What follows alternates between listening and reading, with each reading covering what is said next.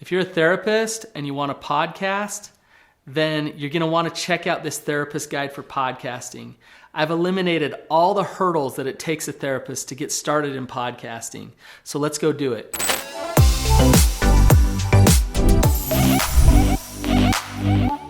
I was doing a lot of therapy. I was doing maybe 25 sessions a week. I was running 5 or 6 groups at the time. I was burned out. I was loving it, but I was burned out at the same time. And I remember I was in my kitchen and I was just kind of thinking, like, how can I help people? What can I do? And I thought of a friend who was in recovery, who was doing really well. And it just hit me like, hey, I should do a podcast with him. So I texted him and I said, hey, we should do a podcast. And he said, absolutely, let's do it. We had no idea how to create a podcast or what to do. We just decided to get started. So we ended up at his house on an ironing board with a little cheap microphone, and that's how we recorded our first episode.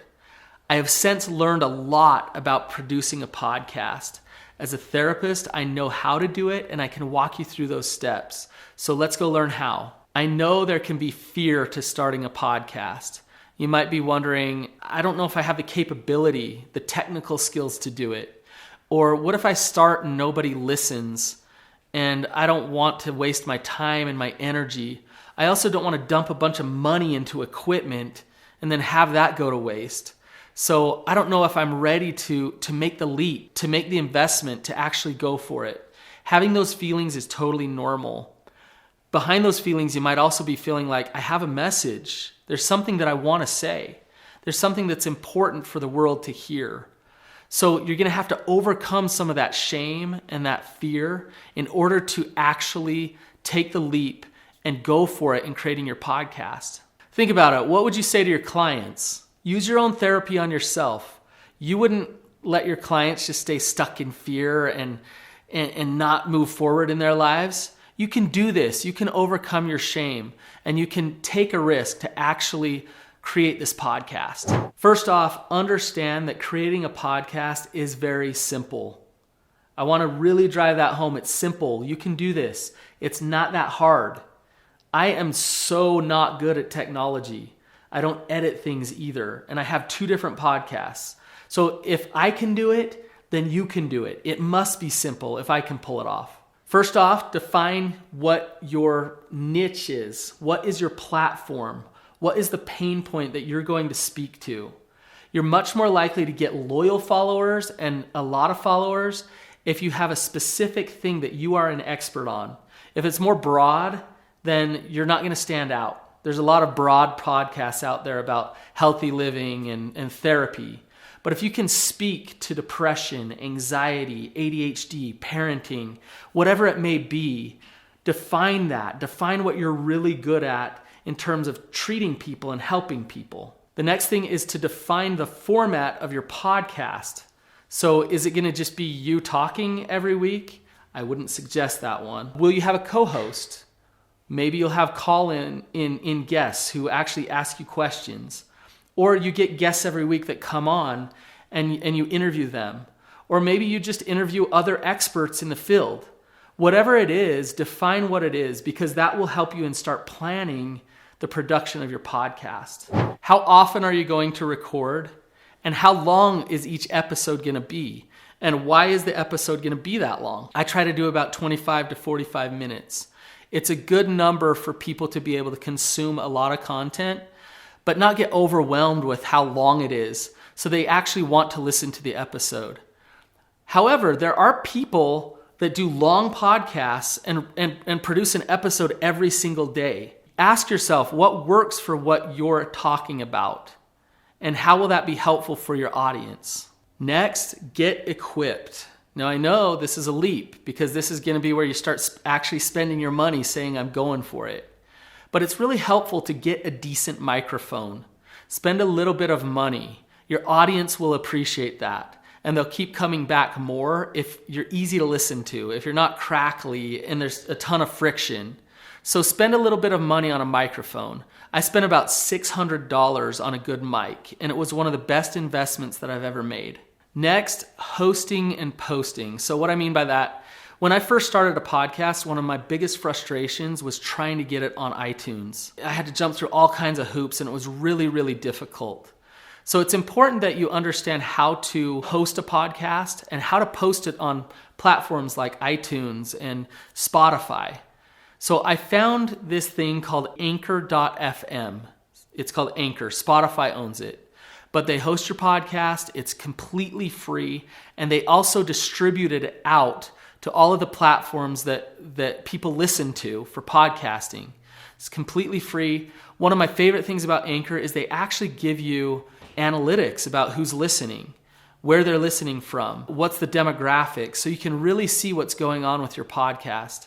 And like I said, it's completely free. So go check out Anchor.fm. Editing a podcast, you can do it yourself or you can have somebody do it for you. When I started my podcast, I edited it on GarageBand. Really simple, drag and drop most things. So you can hop on YouTube, you can learn how to edit on GarageBand in a couple of hours, and it's not that hard for any therapist to be able to do. One pointer is don't over edit. Don't worry about every little and ah that you said. It'll take you way too much time and you get overwhelmed, and you're less likely to create another episode if you're over editing.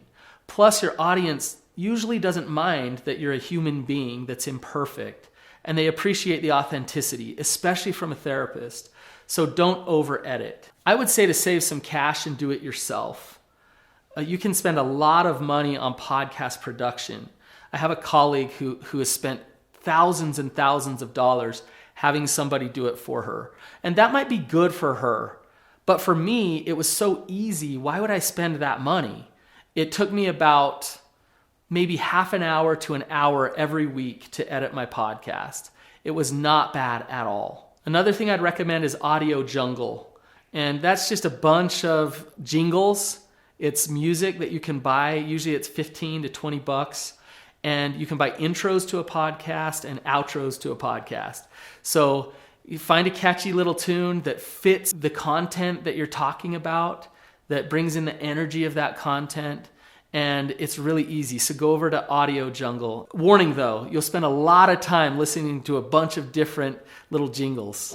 So right now I'm going to give you a list of essentials that you need in order to get started with a podcast. Before I do, remember to subscribe to my channel because I got a lot more videos that are going to help you along the way to creating a podcast and to creating a passive income practice. Okay, so here's the quick list to get started with a podcast. One of the first things you need is a title. Find something that's catchy, something that's easy to say and easy to see on a thumbnail. So you don't want it way too long, way too confusing.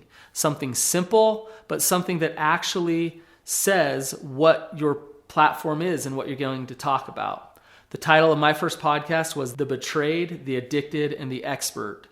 It's pretty obvious what we talk about on that podcast. Next, get some good clip art. Get a good thumbnail, because as people scroll through iTunes and they look for things, you want it to be catchy and you want them to notice what it is. So don't have your lettering way too small so that they can't read it. Have it clear and simple but catchy at the same time. As a therapist, for me, it was easier to hire out the graphic design for that thumbnail than for me to spend an afternoon creating it myself.